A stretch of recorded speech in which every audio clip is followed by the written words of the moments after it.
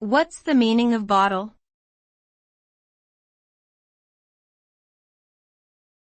Bottle.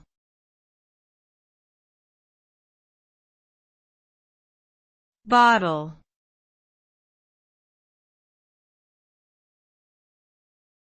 Bottle.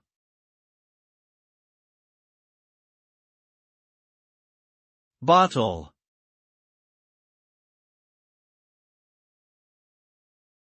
The term bottle can refer to a variety of related objects, but generally refers to a container with a narrow neck that is used to hold liquids.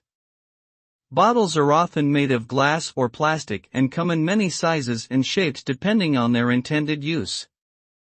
They can be used to hold everything from water to chemicals to beer and wine.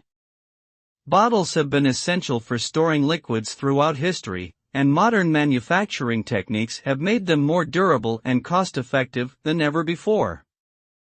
Overall, the meaning of bottle is simply a vessel designed to hold liquids.